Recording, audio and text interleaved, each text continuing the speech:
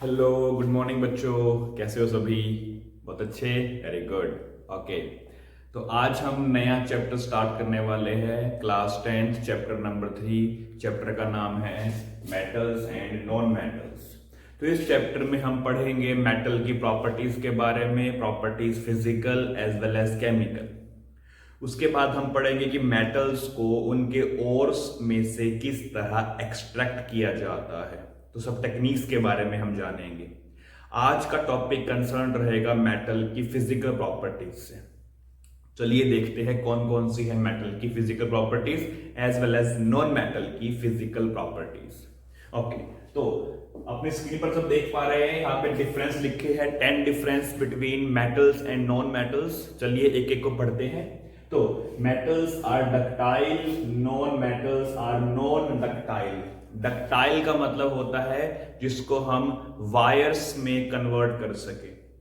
तो the substance which can be converted into wires, the property is called ductility and substance is called ductile। जैसे सभी metals को हम wires में convert कर सकते हैं, जैसे कि copper, silver, platinum, gold and like that. Non metals are non ductile except graphite. Graphite को छोड़ के हम किसी भी मेटल को, नॉन मेटल को वायर में कन्वर्ट नहीं कर सकते। सेकेंड प्रॉपर्टी हमारे पास है मेटल्स आर मैलिएबल। मैलिएबल का मतलब होता है जिनको हम शीट्स में ड्रॉन कर सकते हैं, जिसकी हम शीट्स बना सकते हैं। जैसे मेटल्स की शीट बनती है, कॉपर की शीट बनती है, हमारे पास बनती है सिल्वर की शीट, ठीक है, एल्यूमिनियम की, आयरन की and so on. Non metals की शीट नहीं बनती एक्सेप्ट ग्रेफीन। ग्रेफीन की शीट्स बनती है, ठीक है। ओके, कार्बन फाइबर आपने वर्ड सुना होगा, कार्बन फाइबर के आजकल कार्स बनती है, तो कार्स की जो बॉडी है वो कार्बन फाइबर की बनती है, जो कि नॉन मेटल है। ओके, नेक्स्ट, मेटल्स हार्ड होते हैं except alkali metals. Alkali metals क्या होते हैं? If you look at the periodic table, तो पीरियोडिक टेबल का जो फर्स्ट ग्रुप है जिसमें एलिमेंट्स आते हैं lithium, sodium, potassium, rubidium and caesium, ये सभी एलिमेंट्स को एल्कलाई मेटल्स कहा जाता है। तो एल्कलाई मेटल्स बहुत सॉफ्ट होती है, इनको हम चाकू की हेल्प से कट कर सकते हैं। तो सभी मेटल्स हार्ड होती है एक्सेप्ट एल्कलाई मेटल्स, ठीक है। ओके, नॉन मेटल्स सॉफ्ट होते हैं, ठीक है, एक्सेप्ट डायमंड। डायमंड एक नॉन मेटल है, but diamond is the hardest material on the earth. इसको हम अच्छे से आसानी से तोड़ नहीं सकते। Okay, next, metals are solid at room temperature except mercury. Mercury room temperature पे लिक्विड होता है, बाकी सब मेटल्स रूम टेम्परेचर पे सॉलिड होते हैं। Non metals can exist in solid, liquid and gaseous state. किसी भी स्टेट में नॉन मेटल एग्जिस्ट कर सकता है। जैसे आयोडीन सॉलिड होता है, ब्रोमीन लिक्विड होता है, क्लोरीन गैस होता है। तो तीनों नॉन मेटल्स है, बट तीनों तरह की फॉर्म्स में एग्जिस्ट कर रहे हैं। आयोडीन सॉलिड में, ब्रोमीन लिक्विड में और क्लोरीन गैस में। Okay, metals are conductor of electricity. Metals electricity conduct करते हैं, लेकिन एल्कलाई मेटल्स और लेड, ये दो एलिमेंट्स ऐसे हैं, दो मेटल्स ऐसी है जो इलेक्ट्रिसिटी कंडक्ट लेस करते हैं बट लेस करते हैं। उसके बाद हमारे पास है non metals, these are non conductor of electricity except graphite. Graphite को छोड़कर सभी non metals are non conductor of electricity. Next हमारे पास है conductor of heat. Metals are good conductor of heat, ठीक है, but non metals are not good conductor of heat except diamond.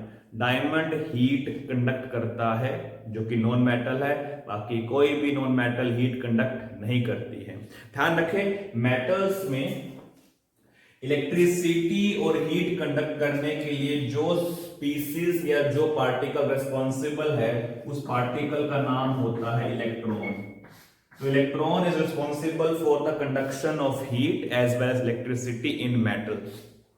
Diamond में heat conduct करने के लिए responsible है कोवलेंट बॉन्ड्स। अभी कोवलेंट बॉन्ड्स क्या होते हैं ये हमने 9th में पढ़ा था, हम इसको 10th में एक बार दोबारा पढ़ेंगे, कोवलेंट बॉन्ड्स क्या होते हैं, ठीक है। ओके, इसके बाद है मेटल्स आर लस्टरस, शाइनी होती है, चमकदार होती है। If you look at the gold, look at the platinum, look at the silver, they are shiny, lustrous है वो। Non metals mostly are non lustrous except diamond, diamond बहुत shiny होता है ना। तो बाकी सब नॉन मेटल्स लस्टरस नहीं होती है, बट डायमंड कैसा होता है, लस्टरस होता है, ठीक है। उसके अलावा मेटल्स सोनोरस होती है। मतलब क्या है सोनोरस का, कि जब आप मेटल को हिट करते हो विद अदर मेटल तो उसमें से टन की आवाज आती है, जैसे स्कूल की घंटी बजती है ना, तो अगर आप एक बार जोर से मार देते हो बेल को तो उसकी आवाज काफी देर तक सराउंडिंग में रहती है, उसे कहते हैं sonority. Non metals are non sonorous, ये टन की आवाज नहीं देती हमें, ठीक है। ओके, फिर मेटल्स का कलर मोस्टली ग्रे होता है, व्हाइट होता है, गोल्ड को छोड़ दे, गोल्ड येलोइश कलर का होता है, बट मोस्टली मेटल्स हमारी ग्रे या व्हाइट कलर की होती है।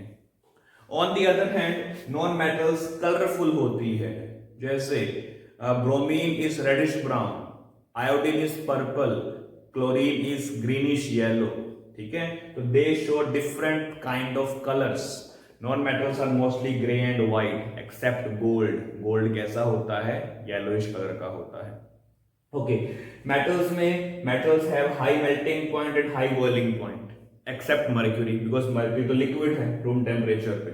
तो मोस्टली मेटल्स का मेल्टिंग पॉइंट और बॉइलिंग पॉइंट हाई होता है, ठीक है।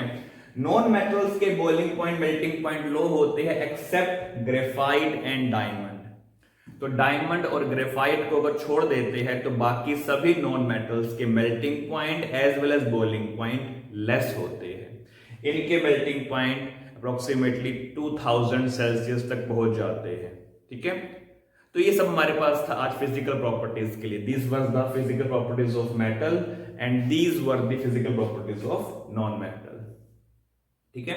आई थिंक सभी को यहां तक समझ में आया होगा, इसे नोट कर लेंगे।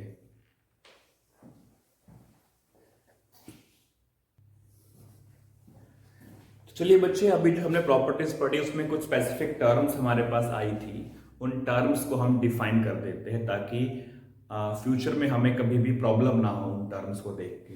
तो पहली टर्म जो हमारे पास थी that was ductility. So it is the property of material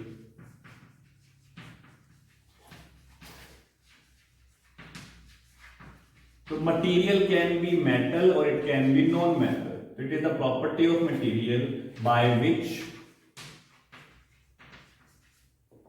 it can be drawn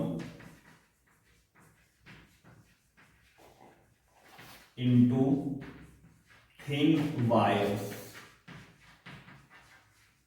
कि it is the property of material, कि मटेरियल की प्रॉपर्टी है जिसकी वजह से हम उसको वायर्स में कन्वर्ट कर सकते हैं, और जो मटेरियल है उसको हम डक्टाइल कहते हैं।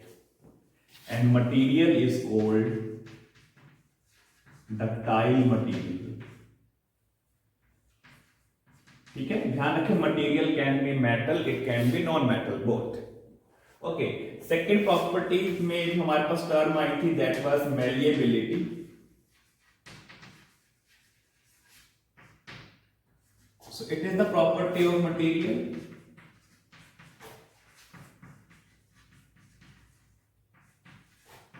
मटेरियल फिर से बता रहा हूं मैं क्या हो सकता है, इट कैन बी मेटल और it can be non metal by which it can be drawn into sheets.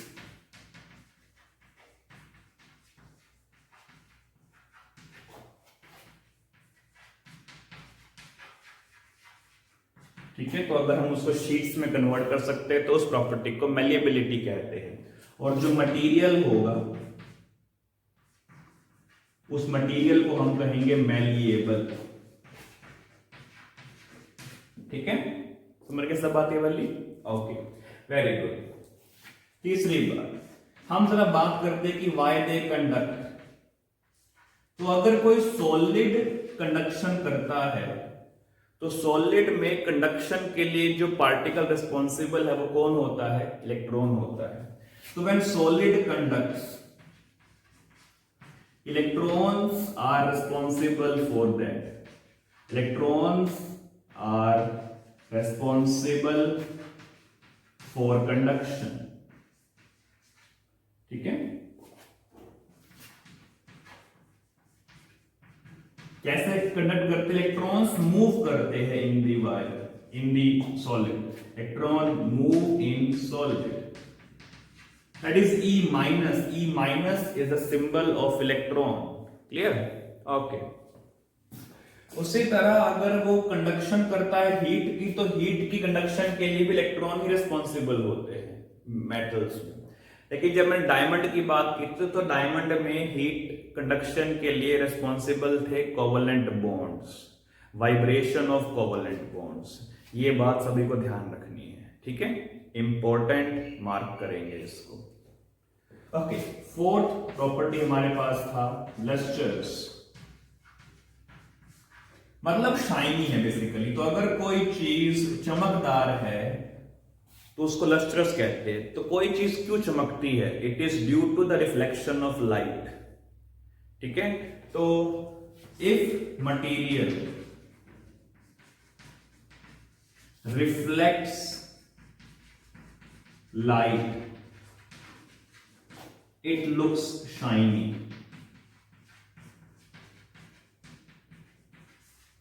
जैसे डायमंड की बात कर लो, ठीक है, मेटल्स भी रिफ्लेक्ट कर रही है, कांच भी रिफ्लेक्ट करता है, तो ये सभी रिफ्लेक्शन करते हैं लाइट का and then they become shiny, lustrous.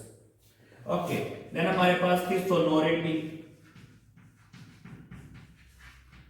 Sonority क्या है? It is the property of material कि जब मैं उसको हिट करता हूं हैमर से तो मुझे वो एक इको टाइप की साउंड दे, और इको से बेटर मैं कहूंगा एक लॉन्ग ट्यून टाइप की साउंड मुझे दे अगर वो, ठीक है, तो उसकी फ्रीक्वेंसी कॉन्टिन्यूसली डिक्रीज होती जाती है। तो पहले हाई फ्रीक्वेंसी पे होता है, then it decreases continuously to the low frequency.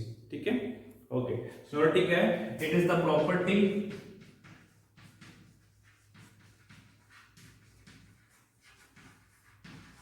of material by if it is hit by let's say hammer की जगह हमारे पास कुछ भी हो सकता है, तो मैंने हैमर ले लिया। If it is hit by hammer it produces continuous tune sound.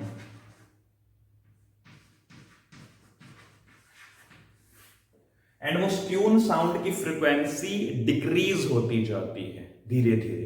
तो पहले हाई फ्रीक्वेंसी होती है एंड जैसे मैं हिट करता हूं तो उसकी फ्रीक्वेंसी हाई होती है एंड धीरे धीरे वो लो फ्रीक्वेंसी की तरफ जाती है and then it vanishes. Clear सभी को बात ये वाली? That is sonority. तो ये हमारे पास कुछ प्रॉपर्टीज थी जो हमें पता होनी चाहिए, इनके मतलब क्या है। क्लियर, इसे नोट कर लेंगे।